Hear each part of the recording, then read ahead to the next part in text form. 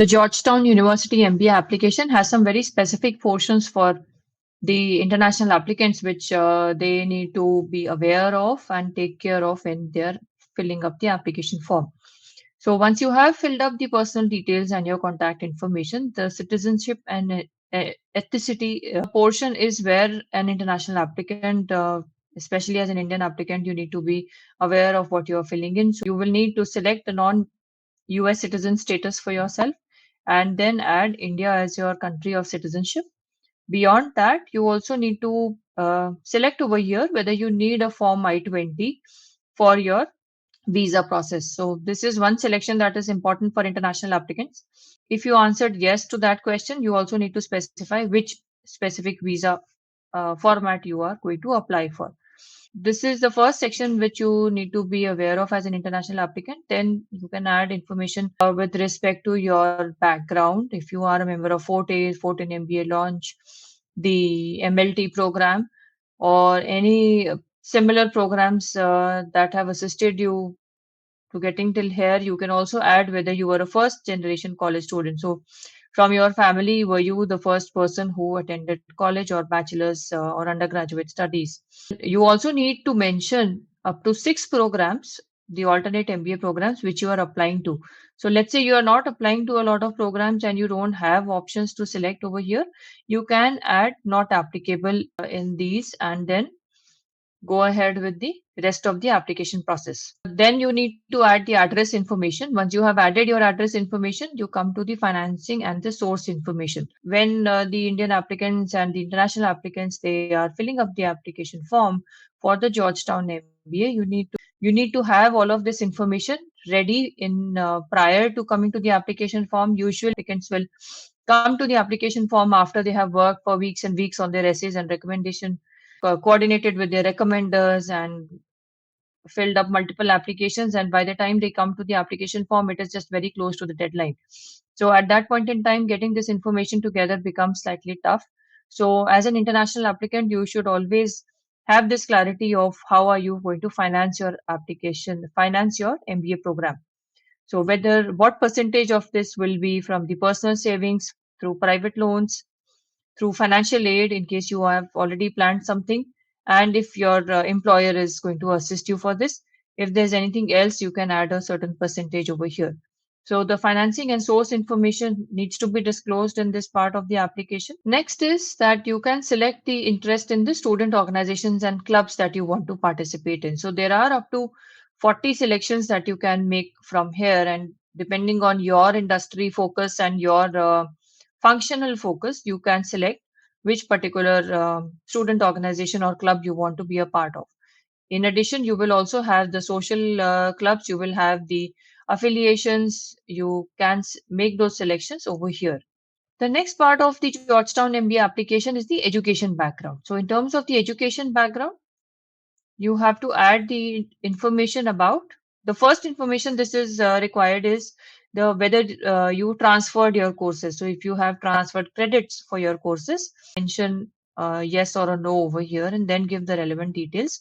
Otherwise, select no in that section and come to the educational background. Write add the details of your bachelor's course, select the education level at the college university name, the country where it is located, give the marks and the grade scale that you have secured, and then attach the scanned and unofficial copy of your transcript. International applicants, especially when you're applying to an MBA program, you should always scan the backside of your transcript as well. So don't only scan the first page, the back page will give the credit and the grade calculation system, so which will be important for the school to benchmark you against criteria. You can add other educational backgrounds that you have completed. Let's say you've completed a master's or any certificate course, that can also come in over here. And then is the additional education section. Some additional information that is required in terms of your education section is the quantitative courses that you have pursued. So you can add up to 5 quantitative courses which you have pursued in with respect to your undergraduate or your bachelor's program. Even if it was a business or it was a quant or it was an engineering course, you can identify the specific quantitative courses and add them over here along with the grades. Next is the test score information. So you can add the GMAT score, the GMAT Focus Edition, or the GRE scores. The expired scores are also accepted. First, check your eligibility with respect to the scores and then add the score report and the additional information regarding your test scores. So let's say we have to add the GMAT score over here, get the unofficial copy of the GMAT and add the verbal score and percentiles, the quantitative score and percentiles, similarly the AWA and the IR score and the GMAT total score. So in case you are planning a GMAT retake or a GRE or a GMAT Focus Edition retake, it is this application form is unique because it gives you an option to give that additional information over here. So if you are planning a GMAT retake date and you've already booked an appointment, you should add this information here. However, once you get the unofficial scores after your retake, email back to the school with the reference of your application form to add the new scores to your current application for the Georgetown MBA program. This is allowed for the GMAT, GMAT Focus Edition, the GRE, and even the executive assessment. You can always go in for a retake and you can email the school with respect to the additional scores that you get and also email the unofficial test score report. In terms of the English proficiency information, again, this is an important section for international students, especially Indians.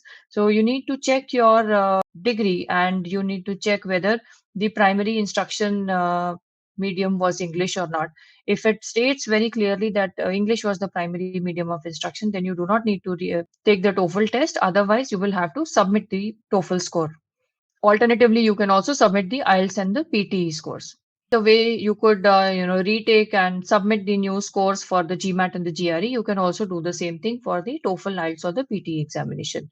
Now add your resume, MBA resume, not a work resume. That the resume also communicates your positions of responsibility and your volunteering work and your leadership initiatives that you have taken at work, apart from your technical skills. Next comes the employment section. Are you currently employed? If yes, then you will have to give the information about your current act. When you are applying to the Georgetown MBA, you have to write a short description of what are you involved in 250 words or less. This is a very important section, again, especially for international and Indian applicants. If you have volunteered or studied or worked abroad, select yes and add the global experience information. This is going to be a very valid and important part of your application evaluation. If you have global experience, you can choose from volunteering or a study abroad or traveled for business purposes. So personal trips would not qualify at it from the professional or the volunteering standpoint. Describe the purpose and then give the duration and the tenure of your travel. Select your native or primary language. Important section for international applicants. Come to the future goals. Write up to 3 sentences on your short-term career goal. You select your desired function. Select the career category which you most identify with. So there are 3 options. Next part of the application for Georgetown MBA essays. Select the prompt that you are responding to. There are 3 prompts. Select the essay prompt and upload the file. So the requirement is to submit one essay up to 500 words. Then is the video essay.